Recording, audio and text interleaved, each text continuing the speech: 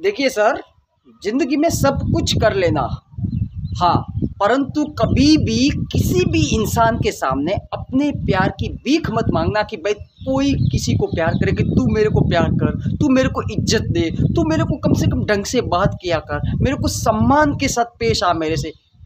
ये गलती कभी मत करना, क्योंकि मैं आपको बता देता हूँ, एक आपने कहावत सुनी होगी कि बिन मांगे मोती मिले, मांगे मिले न भीख, मांगन से मरना भला, यह सतगुरु की सीख। ये दोहा कहावत आप जो भी समझो सर, ये बिल्कुल सच है और हमारे जीवन में एज इट इज लागू होती है। सर, अगर आपके जीवन से किसी को जाना है ना, तो आप कुछ भी कर लीजिए, उससे वो जाएगा ही जाएगा। और किसी को अगर आपके जीवन में रहना है, आपके साथ रहना है ना, तो फिर आप घड़ी घड़ी उसे भले जताओ मत, फिर भी वो आपके साथ रहेगा। सर, अगर जिसे जाना है ना, वो उसे कोई फ़र्क नहीं पड़ता, रत्ती भर भी फ़र्क नहीं पड़ता कि आप खून के आंसू रो रहे हो, आपके साथ क्या गुजर रही है, आपको कितना बुरा लग रहा है, आप जी नहीं पा रहे हो। सर, कोई मैटर नहीं करता है। इसलिए झूठी एक्सपेक्टेशन किसी से मत रखिए कि एक दिन उसका कॉल आएगा, उसे अपनी गलती का एहसास होगा। अरे सर, वो भूल भुला चुके हैं। हाँ भाई, वो भूल भुला चुके हैं, इसलिए ज़्यादा उम्मीद मत रखो। उठो, निकलो, खुद को बाहर निकालो। और फिर कब तक रोते रहोगे, मेरे को बताओ। अरे भाई, खुद की इज्जत भी है कि नहीं है ना? सेल्फ रेस्पेक्ट नाम की भी कोई चीज़ होती है। और सेल्फ रेस्पेक्ट मतलब क्या? आत्मसम्मान। खुद का इतना तो आत्मसम्मान है कि कोई, आप मेरे को एक बात बताओ, आप इतने कितने सस्ते हो गए कि कोई आपको आके छोड़ के चला गया और आप दीवानों की तरह, बावरों की तरह उसके पीछे लगे ही रहे हो कि भाई मेरे को एक बार मैसेज करके रिप्लाई करे, मेरे को फ़ोन करे, एटलीस्ट कम से कम एक बार रिप्लाई तो करे।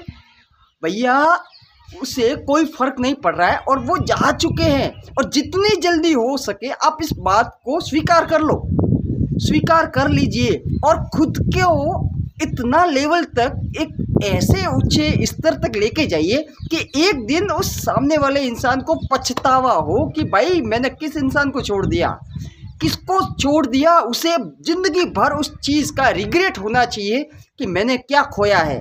इसलिए ज़्यादा दीवाना बनने की ज़रूरत नहीं है, खुद का जीवन बर्बाद करने की ज़रूरत नहीं है। और बता देता हूँ, ऐसा आपके साथ ही नहीं हुआ है। आपको ऐसा लग रहा होगा कि यार मैं तो जी नहीं पाऊँगा। अरे निकलो, निकलो, जितनी जल्दी हो सके निकल लो। और जिसे आपके जीवन से निकलना था वो निकल चुका है, इसलिए खुद को इस फेज से बाहर निकालो। जीवन और भी ज़्यादा खूबसूरत है। अरे किसी को नहीं रहना ना सही, उसकी अपनी ज़िंदगी है, उसके अपने फैसले हैं यार, कोई ज़बरदस्ती है क्या? अरे उसका अपना जीवन है, उसका अपना फैसला है, आपका भी खुद का अपना जीवन है। खुद के जीवन पे फोकस कीजिए ना, खुद को। और फिर आप कब तक रोते रहोगे बताओ मेरे को? और आपके रोने से क्या उस इंसान को कोई फ़र्क पड़ेगा? सच बता रहा हूँ, कोई फ़र्क नहीं पड़ता। अगर फ़र्क पड़ना होता ना, तो कब का पड़ चुका होता। इसलिए खुद को बाहर निकालिए और खुद को इज्जत की नज़र से देखिए। अब खुद की वैल्यू बढ़ाइए। खुद की वैल्यू बढ़ाने के लिए आपको सबसे पहले खुद पे फोकस करना पड़ेगा।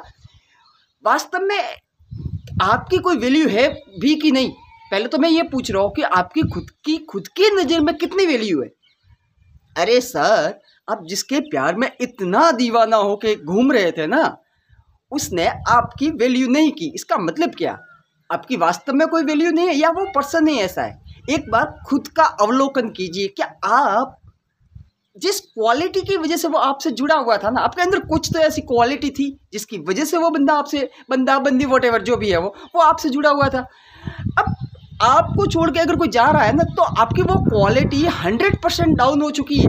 आपने उसके प्यार में खुद को इतना रमा दिया, इतना भूला कि आप खुद को ही भूल चुके हो। अब आपकी खुद की कोई वैल्यू नहीं रही है उस सामने वाले पर्सन के दिमाग में। इसलिए उसे जितनी हो सके उतनी जल्दी भुला दीजिए और खुद की उस क्वालिटी को निखारने का प्रयास कीजिए, खुद को उठाने का प्रयास कीजिए। क्योंकि वास्तव में किसी को कोई फर्क नहीं पड़ता। आप खुद को निखारने के लिए क्या क्या कर सकते हो, उस फेज से बाहर निकालने के लिए क्या क्या कर सकते हो, वो मैं आपको बताऊंगा।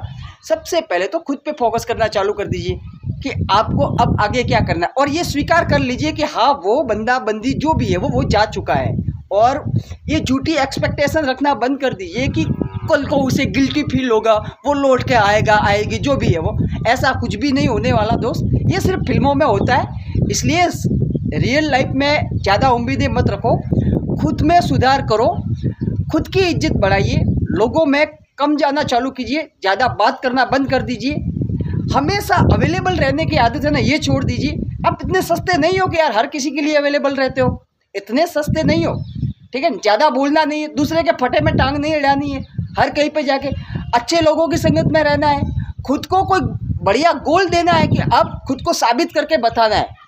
भाई किसी ने आपको छोड़ दिया तो क्या ऐसे ही आप फालतूगिरी में अपना जीवन बर्बाद कर दोगे? नहीं ना, साबित नहीं करोगे क्या खुद को कि तूने वास्तव में गलत किया, और तुझे ज़िंदगी भर पछतावा होगा इस चीज़ का। मैं खुद को इस लेवल तक ले जाऊंगा, इतना भी स्वाभिमान नहीं है क्या? मैं पूछ रहा हूँ, इतना भी सेल्फ रेस्पेक्ट नाम की चीज़ नहीं है क्या आपके अंदर? अगर नहीं है ना, आपका जवाब नाम है ना, तो उसने बिल्कुल सही किया है, क्योंकि ऐसे इंसान के साथ कोई रहना पसंद करेगा ही नहीं जिसे खुद की इज्जत की, खुद के स्वाभिमान की कोई परवाह नहीं है। ऐसे इंसान के साथ कौन रहना पसंद करेगा? इसलिए खुद को एक बड़ा सा गोल दीजिए, एक लक्ष्य दीजिए, और खुद को उस लक्ष्य के प्रति इतना झोंक दीजिए कि वो इंसान जिंदगी भर जब भी आपसे, कहते हैं ना दुनिया बहुत छोटी है सर, जब भी भविष्य में कभी आमना सामना हो ना उस इंसान का आपके साथ, तो उस इंसान को आपसे नज़रें मिलाने में शर्म आनी चाहिए और उसकी नज़रें झुक जानी चाहिए। तब कहीं जाके बात बनेगी, तब कहीं जाके आप अपना खुद का वजूद बचा पाओगे।